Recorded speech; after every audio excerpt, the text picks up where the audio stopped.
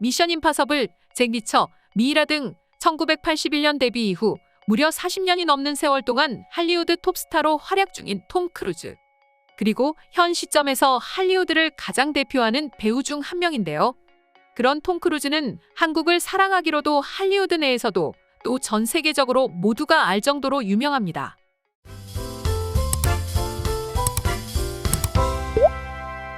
특히 한국과 관련해서 유명한 일화도 상당하고 말이죠.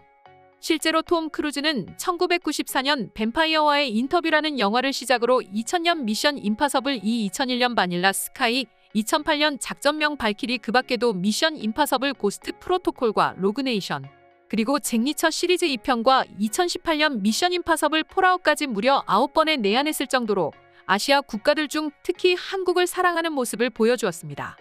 그리고 톰 크루즈는 방한 시 매우 친절한 팬 서비스를 하기로도 유명한데요. 일례로 2011년 미션 임파서블 고스트 프로토콜을 홍보하기 위해 내한했을 당시 톰 크루즈를 보기 위해 모인 사람들이 너무 많아 그 길이만 해도 무려 100m가량이었는데요.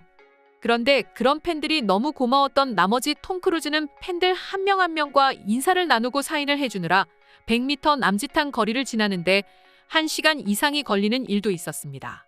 짧은 내한 기간 동안 빽빽한 스케줄을 소화해야 하는 톰 크루즈이고 한국에 막 도착해 정신도 없고 쉬고 싶은 마음이 간절했을 텐데요. 심지어 당시 이런 장면이 인터넷을 통해서 생방송되었는데 진행자는 아무리 톰 크루즈라 하더라도 추우면 알아서 들어가지 않을까요라는 농담을 했는데 톰 크루즈는 전혀 아랑곳하지 않고 일일이 사람들에게 사인을 다 해주고 있자 진행자가 오히려 "아, 추우면 들어갈 줄 알았는데 안 들어가네요" 라고 말하며 시청자들에게 깨알 재미를 선사하기도 했었죠.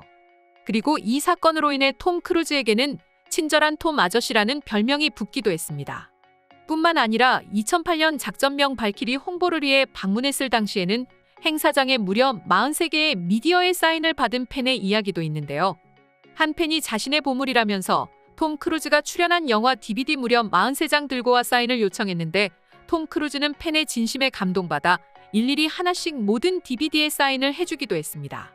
또한 그보다 과거 90년대 첫방한시 개그우먼 이영자가 자신을 들어 올려달라는 무리한 부탁을 했음에도 전혀 문제없다는 듯이 웃으면서 요구를 받아들여 주었습니다. 그런데 지금 봤을 때 한국은 매우 시설적인 면이나 여러 다양한 인프라적인 면에서 봤을 때 세상 누가 와도 만족할 만하고 또 한편으로는 세계 어느 국가보다 발전이 빠른 국가로서 서울을 방문한 누구라도 최첨단 시스템에 놀랄 수밖에 없습니다. 하지만 지금보다 과거 특히 80년대, 90년대에 한국을 왔을 때 이런 일은 전혀 있을 수 없었을 텐데요. 특히 지금은 한국도 많이 발전해 홍보차 아시아 투어에 한국을 포함하는 경우를 심심찮게 볼 수 있지만 과거에는 한국은 영화관조차 지금처럼 많이 없고 영화 산업 자체가 매우 작고 영향력이 미미했습니다. 심지어 한국을 모르는 외국인들도 상당수였습니다. 톰 크루즈라고 다르지는 않았습니다. 그리고 톰 크루즈가 한국을 첫 내한하기로 결정한 데에는 일본과 관련이 있는데요. 앞서 말씀드렸다시피 일본은 아시아에서 헐리우드 영화 수익 1억 달러 이상을 거두는 유일한 노른자 시장이었고 때문에 상당수 할리우드 블록버스터 영화의 아시아 홍보는 대부분 일본으로 향했습니다. 그래서 한국 기자들이 일본으로 직접 날아가지 않는다면 톰 크루즈 같은 할리우드 스타를 대면할 수 있는 기회는 전혀 없었죠. 심지어 그렇게 날아갔음에도 불구하고 일본을 비롯해 수많은 해외 외신 기자들과 몸싸움을 벌인 후에 승리해야만 겨우겨우 기자 회견장에 입장할 수 있었습니다. 하지만 끝날 때까지 끝난 게 아니듯 그렇게 힘겹게 기자회견장에 입장했지만 일본 기자들에게 이리 치이고 저리 치이고 그러다 저기 어디 그늘진 구석 한쪽에 쪼그려 앉아 일본인 기자들의 질문을 받아 적는 수모를 겪는 것이 허다했다고 합니다. 그런데 1992년 톰 크루즈로부터 직접 내한을 약속받는데 성공한 기적적인 일이 있었습니다. 1992년 톰 크루즈가 주연으로 출연한 파앤드 어웨이 홍보를 위해 일본을 방문했는데 그때 당시 한국 기자들 역시 격정 끝에 기자회견장에서 겨우 발언권을 얻어 내한 일정을 물었습니다. 하지만 겨우겨우 어렵게 기회를 얻어 한마디 했지만 일본에 함께 간 기자 동료들까지 얼굴이 빨갛게 달아오를 정도로 일본 기자들은 소리내 한국 기자들을 무시라도 하듯 비웃었습니다.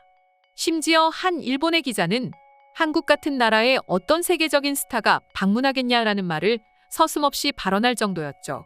하지만 우리의 친절한 톰 아저씨는 오히려 냉담한 얼굴을 지으면서 예의 없이 구는 일본인 기자들을 말없이 째려보았고 기자회견장은 일순간 조용해졌습니다.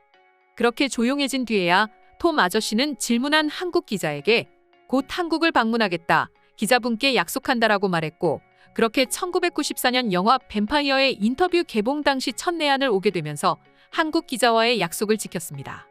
그리고 이러한 사례는 단 한 건도 기사화되지 않았음에도 불구하고 약속을 지킨 것이죠. 이러한 톰 크루즈의 이야기가 전 세계에 퍼지게 되자 국내 네티즌들을 비롯해 전 세계 해외 네티즌들은 그런 톰 크루즈에게 깜짝 놀람과 동시에 세계 최고의 할리우드 스타가 한국을 좋아하게 된 이유에 대해서도 관심 갖기 시작했는데요.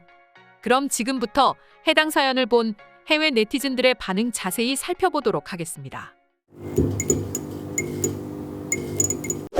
톰 크루즈가 한국을 좋아하는 이유는 뭘까 싶어서 내가 직접 한국을 방문해 본 적이 있다. 그런데 도착과 동시에 그가 왜 한국을 좋아할 수밖에 없었는지 단번에 알게 됐어. 내가 목격한 최첨단 인천공항은 마치 트랜스포머를 보는 것 같았으니까.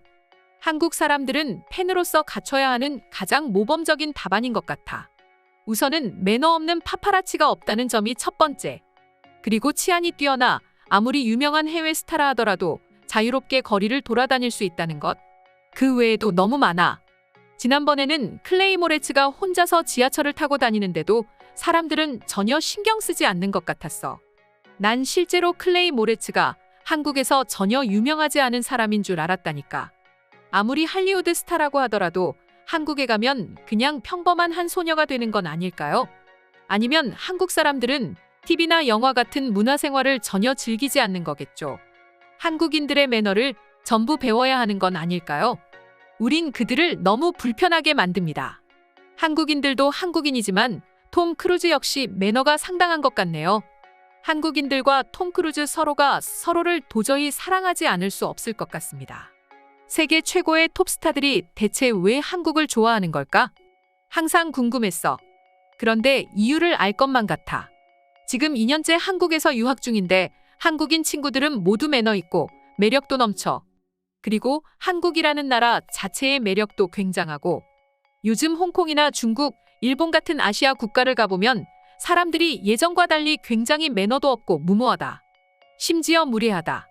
그런데 한국만큼은 굉장히 자유로운데 그 자유 속에서 뭔가 알게 모르게 체계가 잡혀 있고 우리 모두를 빠져들게 만드는 묘한 매력이 있어. 안젤리나 졸리를 보면 알 수 있습니다. 그녀는 누구보다 인기 있는 세계적인 스타인데도 불구하고 단 한 명의 경호원도 없이 한국을 걸어 다니잖아요. 맞아. 그녀의 한국 사랑도 굉장히 유명해. 심지어 졸리는 미국에서도 한인타운을 자주 방문한다고 하더라. 그만큼 한국이 매력적이라는 거 아니겠어? 저도 들은 적이 있습니다. 도대체 할리우드 스타들이 한국을 좋아하는 이유가 무엇입니까? 한국에는 한번 맛보면 헤어나올 수 없는 맛있는 음식이 있다. 그런데 무엇보다도 한국은 BTS가 있어. 언젠가 난 꼭 한국을 방문할 예정이야. 오늘의 영상은 이것으로 마칠 텐데 영상이 유익하셨다면 구독과 좋아요, 알림 설정 한 번씩 부탁드리겠습니다. 다음 영상으로 찾아오겠습니다. 감사합니다.